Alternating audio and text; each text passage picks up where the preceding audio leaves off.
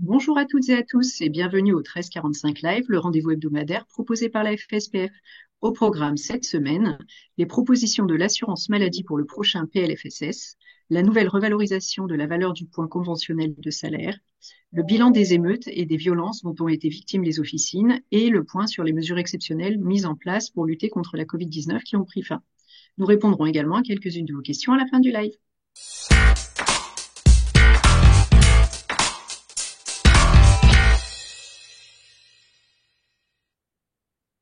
Bonjour Philippe.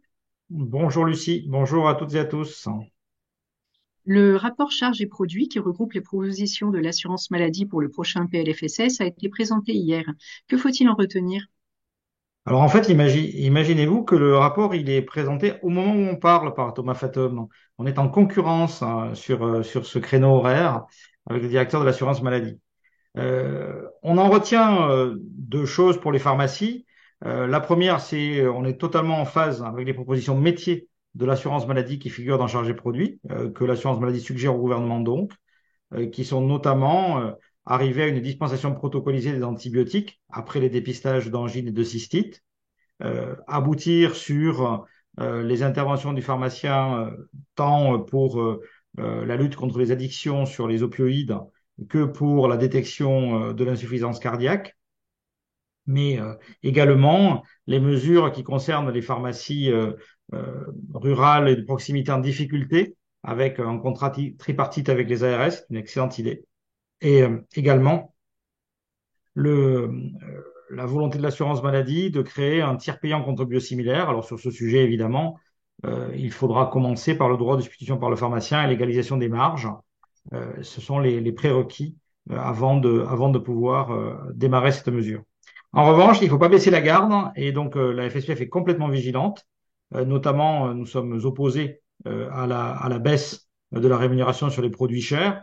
La rémunération des pharmaciens sur un produit de l'ordre de 10 000 euros, ben, c'est 1% du prix du produit. Donc, c'est pas là qu'il faut prendre l'économie pour l'assurance maladie. Si vous voulez, il y a 99%, 1%.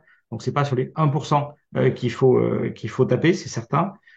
Et ensuite, on n'est pas du tout d'accord non plus avec l'analyse, enfin en tout cas dans la prospective, avec l'analyse qu'a l'assurance maladie du bilan financier de l'officine, puisque l'assurance maladie dit que tous les clignotants sont ouverts, alors que pour nous, ce n'est pas le cas et loin de là. Donc,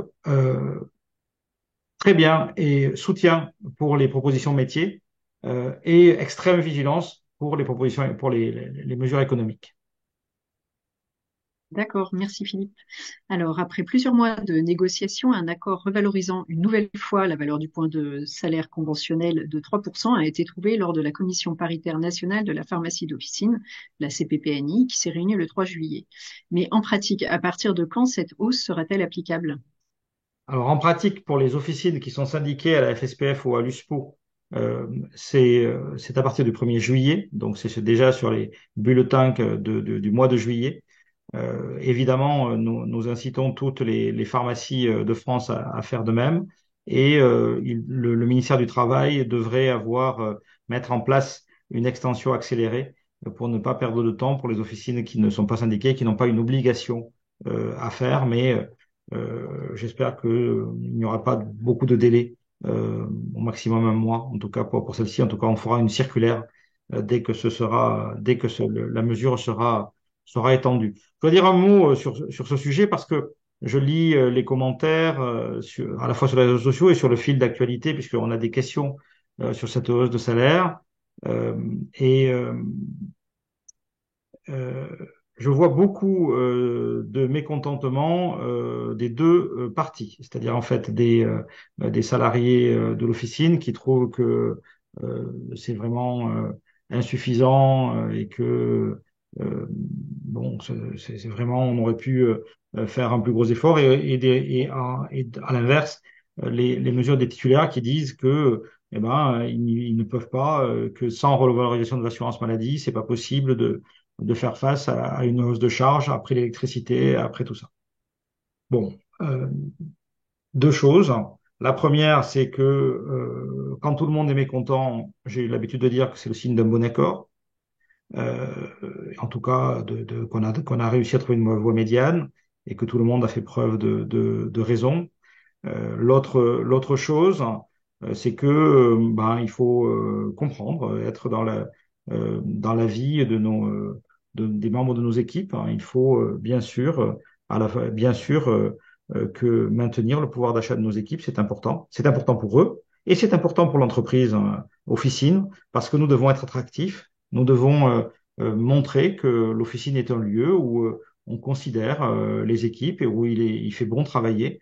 Nous avons un problème de recrutement à l'heure actuelle et donc ce n'est pas le moment d'envoyer des signaux négatifs au moment des recrutements. Donc tout ça fait que cet accord qui est à la fois raisonnable, qui est salué par toutes les centrales syndicales, est un accord qui nous permet d'avancer. Voilà. D'accord, merci Philippe. L'actualité, c'est aussi malheureusement les émeutes de ces derniers jours. Une trentaine d'officines ont été prises pour cible. Peux-tu nous faire un point sur la situation? Oui, alors bien sûr, mercredi dernier, ça a commencé avec la destruction donc de la pharmacie de Montataire dans l'Oise, puis ensuite la destruction, le vandalisme de nombreuses pharmacies dans la nuit du jeudi au vendredi. Euh, Nous avons, avec les présidents de syndicats départementaux, appuyé et bien sûr essayé de conforter nos confrères qui ont été touchés, 35 officines touchées, à peu près 5 qui ont été quasiment complètement détruites, dont, dont, euh, dont vous avez vu la pharmacie de Montargis détruite par le feu avec notre jeune confrère euh, qui est exceptionnel de courage hein, dans la situation. Franchement, il est là, il se bat et il est bien décidé à rouvrir rapidement. Donc, on met tout en œuvre pour l'appuyer. Le conseil d'administration de la fédération qui s'est tenu mercredi a pris des mesures évidemment à la fois de soutien puisque nous avons une caisse de solidarité que nous avons actionnée pour nos syndiqués, bien sûr. J'ai écrit à toutes les officines touchées, qu'elles soient syndiquées ou non syndiquées. Nous avons évidemment interpellé l'ensemble des ministères sur la suite à donner. Moi, j'ai comme mot d'ordre, hein, c'est que il faut pas se laisser faire, se laisser comment dire, se laisser impressionner par ça. Nous allons tout mettre en œuvre pour remettre le service en place le plus rapidement possible, qu'il n'y ait pas de perte d'exploitation pour personne. On fera ce qu'il faut pour également au niveau des assureurs pour qu'ils prennent leurs responsabilités. Au niveau de l'État, ça c'est déjà fait puisque l'UDP est intervenu, notre syndicat interprofessionnel, dès le week-end pour des reports de charges URSSAF, pour des interlocuteurs auprès du fisc. Voilà. Donc, on est dessus. Les syndicats départementaux, les présidents de syndicats départementaux des pharmacies concernées sont mobilisés et nous sommes en appui de leur part. C'est notre réseau de proximité hein, qui montre encore une fois sa résilience et le fait qu'on s'est entouré. Et je remercie les présidents de département. Ils se reconnaîtront d'être présents et d'être sur le pont. D'accord, donc pour ceux qui ne se sont pas encore manifestés, que conseilles-tu aux confrères qui ont été victimes de dégradation et de pillage? Alors, il ne faut pas hésiter quand même à se manifester parce que on a fait le point, donc pareil en conseil d'administration, au-delà des 35 officines, on en repère encore quelques-unes qui ne s'étaient pas manifestées.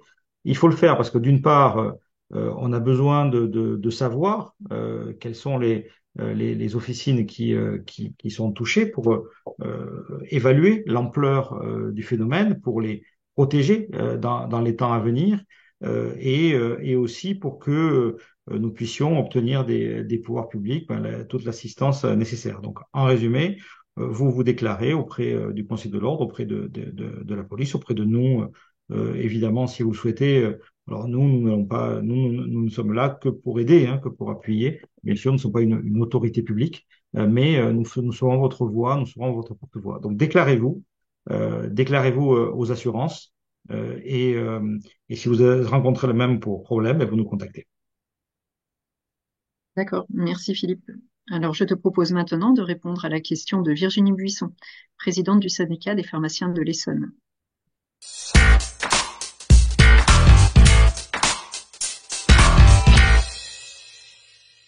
Bonjour, je suis Virginie Buisson, présidente de la FSPF de l'Essonne. Un arrêté paru au journal officiel le 1er juillet met fin à certaines mesures exceptionnelles pour lutter contre la Covid-19. Que reste-t-il comme mesures toujours en vigueur à ce jour? Alors, qu'est-ce qui reste en vigueur après cet arrêté? Alors, à peu près tout pour l'instant, puisque nous avons fait une circulaire là-dessus, et puis vous retrouverez sur notre site internet l'ensemble des mesures avec, euh, je vous conseille vraiment d'y aller, vous avez un tableau qui est très clair et qui vous montre l'ensemble des mesures encore actives après cet arrêté. Donc, le SIDEP n'est que, enfin, l'arrêt de SIDEP ne montre que l'arrêt des enregistrements, mais pas d'autre chose. Toutefois, nous avons reçu ce matin une invitation de la direction de la sécurité sociale à une concertation pour évaluer la pertinence de continuer dans le temps les mesures exceptionnelles de lutte contre la Covid et de voir les moyens, puisqu'en fait, comme je vous l'avais dit, le véhicule réglementaire, donc l'arrêté qui sert de base, ne peut pas durer ad vitam aeternam et donc il va falloir probablement soit le remplacer, soit arrêter certaines des mesures. Donc, je reprends. La concertation va s'ouvrir pour savoir quelles mesures vont s'arrêter ou reprendre. Très probablement, celles qui devront être reprises nécessiteront une évolution réglementaire, voire législative, donc probablement l'automne, et remplaceront l'arrêté qui donc prendra fin à ce moment-là. Pour nous, qu'est-ce qu'il y a? Pour nous, il y a clairement la vaccination contre le Covid pour pharmaciens préparateurs et la vaccination grippe pour les préparateurs. Donc ça, c'est quand même quelque chose d'important qui est dans l'arrêté. Il y a les dépistages Covid pour la population générale, avec un remboursement tel que vous le connaissez, qui sont des sujets qui doivent être mis sur la table. Euh, pour résumer, rien ne change aujourd'hui à part l'arrêt de SIDEP et l'arrêt des enregistrements, mais la concertation est ouverte et donc il va nous falloir voir avec le ministère qu'est-ce qui est pertinent, comment, dans quel cas. Et donc on vous informera, ne vous inquiétez pas. Je m'y suis déjà engagé longtemps à l'avance pour que vous puissiez vous préparer. D'accord, merci. Et si vous voulez, il y a un modèle d'attestation de test sur le site FSPF. Et Préfète. il est bien ce site FSPF, Lucie. Très bien, pratique. Passons maintenant aux questions des internautes.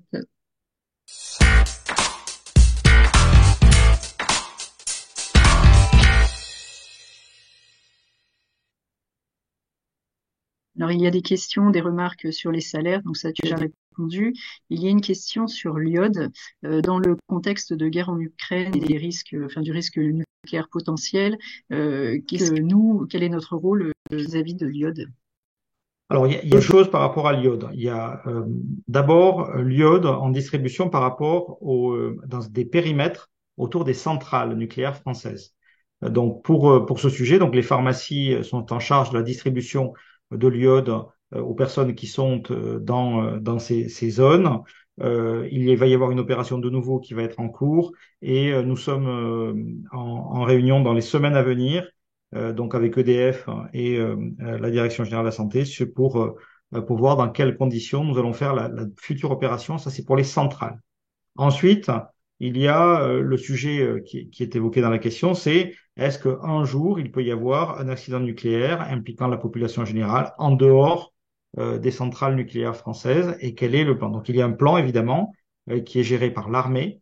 Il a été décidé il y a fort longtemps qu'il n'était pas pertinent de mettre de l'iode chez les gens pour ce type de cas trop longtemps à l'avance parce que forcément, les gens vont déménager dans les années, ne vont pas savoir où est l'iode si jamais il y en a besoin, au moment où il y en aura besoin. Vous comprenez bien, même dans les pharmacies, au moment de la crise Covid, on a eu beaucoup de mal à retrouver l'endroit où on avait mis la boîte de masques de Roselyne Bachelot de la crise précédente. Donc, on ne peut pas raisonner comme ça. Donc, les stocks d'iode sont présents, ils sont gérés par Santé publique France. Mais la question est importante et donc je m'engage à la rentrée à essayer de faire une circulaire sur l'ensemble de ces deux sujets, à la fois l'iode pour les populations à côté des centrales et à la fois l'iode pour en cas de guerre en fait sur notre territoire. D'accord. Eh bien, merci Philippe.